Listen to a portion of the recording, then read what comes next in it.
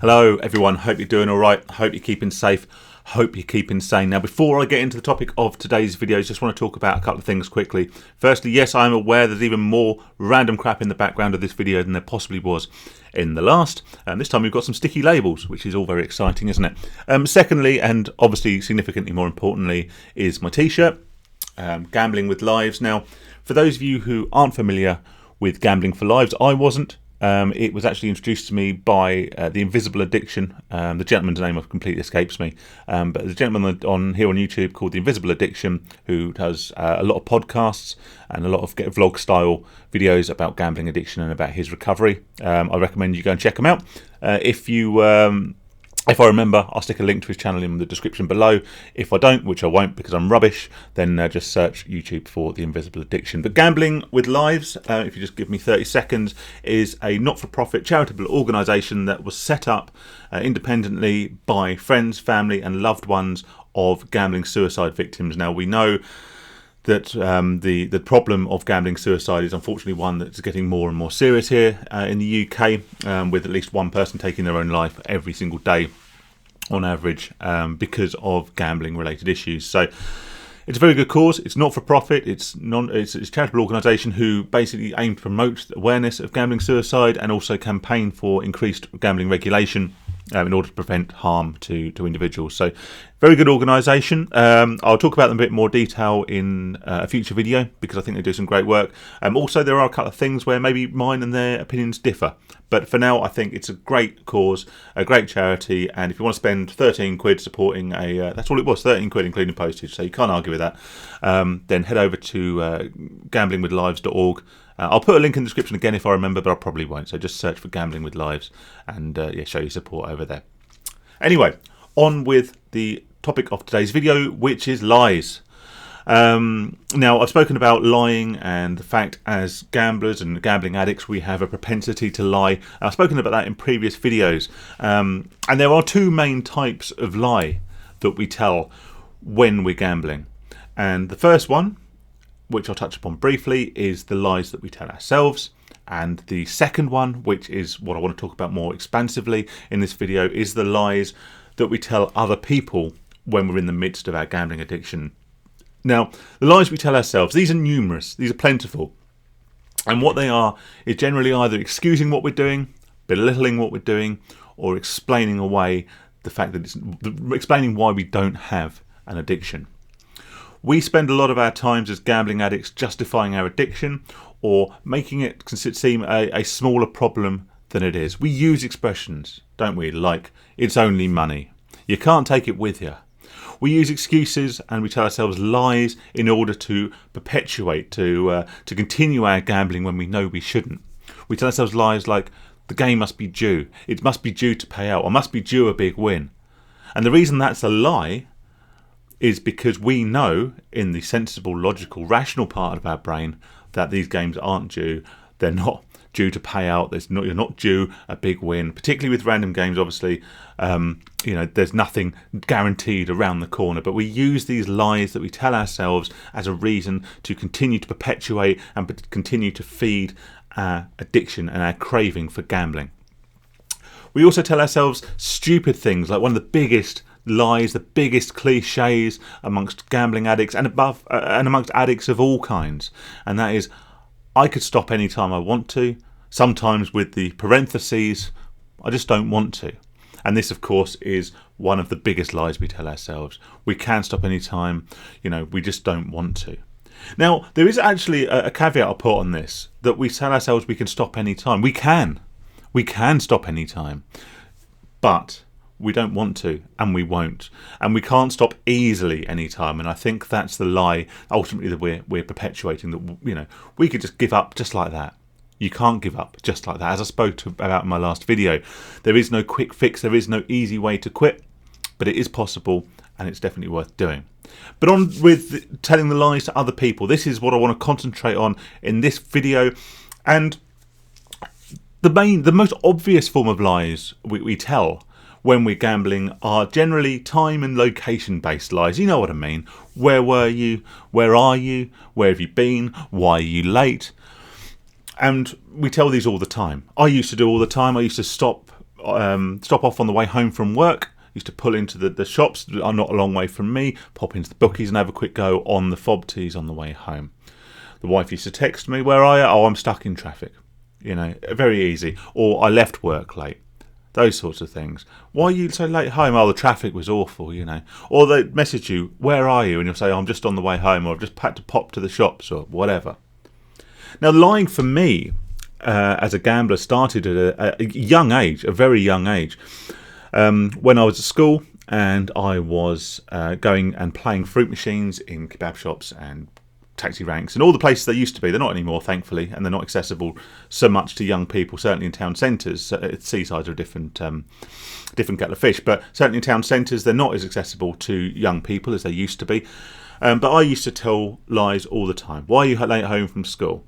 I even lied once. I think I said I had detention because I thought that was a better excuse than saying that I'd been at some dingy cab rank playing on a £4 jackpot fruit machine for the last 2 hours and I'd done all my money. And there you go, done all your money. That's the other type of lie we tell, isn't it? Why we don't have any money. And again, this started at a very young age. My parents initially must have thought that I was incredibly clumsy, incredibly, forgetful, and must have been really frustrated with the amount of money I lost, the amount of wallets that I misplaced. And I actually once, and again I remember this very vividly, is I once tore a hole in the bottom of my school trouser pocket. I don't think they were school trousers, they were jeans that I was wearing for school. But anyway, that's by the by. I tore a hole in the bottom of my trouser pocket so I could blag the money I had. I must have fallen out of my pocket. I didn't realise there was a hole in there. The money must have fallen out. And obviously we know where that money had gone. So that started at a young age. So by the time I got older, by the time I got into adult relationships, adult friendships, and also with my family, I was a dab hand at telling these lies. Or at least I thought I was. And this is one of the main points I want to get at today. I was very, very good at telling lies, as most gamblers become. We're very good at telling lies in so much as we think of lies on the spot. They come to us like that. They roll off our tongue, people will say. And they do. And you get so used to lying, you get so used to covering up your tracks, you get so used to explaining, anything to avoid the fact you were gambling and avoid telling people that you've been gambling. You get to a point where lies simply come out of your mouth before you even need to think about them. But are we actually good liars? Are we actually, being as devious and as clever as we think we are? To answer this question, I kind of want to go back a bit and go a little bit off course. But bear with me, there is a point to my ramblings. Sometimes there isn't a point to my ramblings, I just ramble. But on this occasion, there is a point to my ramblings. When I was in my sort of mid-teens, I guess 15-ish, 16 maybe, 14, possibly at a push, I wasn't a very well-behaved child. I went to a quite a posh school. I didn't fit in. I was very much kind of an outcast for many reasons, and I did things and behaved in a way outside of school that I shouldn't have done. I would have been one of those kids that was down a back alley of a Friday evening or a Saturday evening drinking White Lightning or Tennant Super or one of those little third bottles of vodka, hanging out with my mates with my Reebok Classics and my puffer jacket on. I was one of those. And I would often go sometimes round one of my mates' houses and we'd smoke weed or smoke a couple of cigarettes, which I hated, but I did because I thought it made me cool. And we'd listen to Prodigy records on vinyl.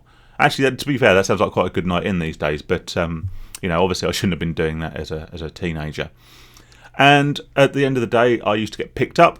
I used to lie to my parents about where I'd been. They'd come and pick me up from outside. There's a roller skating place near where I used to live. And I used to get them to come and pick me up from there, and I used to say that's what I've been doing all night. Or I'd been around a friend's house and we'd had a pizza and watched a film or something, And I also used to come home some nights from being out and drinking when I was either underage or I was too drunk. And I used to think that I was being really clever. I used to think I was walking through the door and putting on my best sober voice. "Good evening, mother. Good evening, father. Have you had a nice evening?" And thinking that I was pulling the wool over their eyes. But I wasn't. They knew. But they knew roughly where I was. They knew who I was with. And they knew that if I was in real trouble, that, they would be on call to bail me out. But I thought at the time that I was a fantastic liar. I thought I was deceiving them. I thought I was getting away with it, but I wasn't. And I think the same can be said for a lot of our gambling lies. I was asking people to borrow money at ridiculous times of the evening for ridiculous reasons, asking, saying I've got a direct debit due to come out. I'll pay you back tomorrow. And you're like, well, if if a direct debit's due to come out, it would have come out already. Or if you're getting money tomorrow, then you can pay it then. That's a stupid example, but this is one thing that came to mind. The amount of times I didn't get paid properly, they messed up my wages again, or the unexpected car expenses and all these things, all these excuses. And so often, though, the reason I needed this money and the reason I needed it so urgently really wouldn't tie in with the situation that, as a normal human being, you would find yourself in. You're asking at weird times on weird days to borrow money for something that doesn't match up. And people all around you will know. Particularly if they know you're a gambler, they're likely to know, they're likely to put two and two together and, well, for once make four.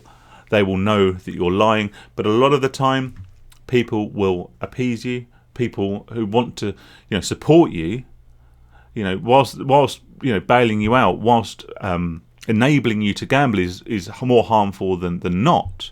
They want to do what they think is best for you, and they don't know any better, so they help you out. And you think, I got away with it. You think, I got away with a lie. They bought the lie, but they haven't bought the lie.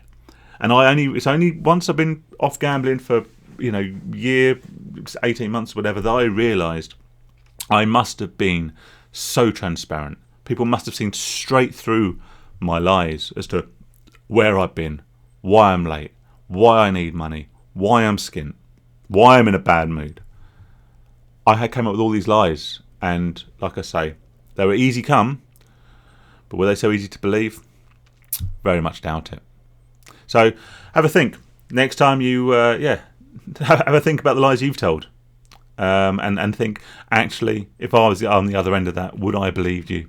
Or would I just be helping out someone because they care about you? And the people who care about you will always care about you. And please, if you learn anything from me, try not to take advantage of those around you. Don't drag them into your addiction. Because whilst you think you're harming yourself, whilst you think that the damage you're causing is to you, to your finances, to your life, to your health, to your mental health, it will have an impact on those around you. Thanks so much for watching this video. I've got a couple more coming up soon. Until then, though, do take care of yourself, stay safe, stay sane, and I'll see you on the next one. Cheers, guys.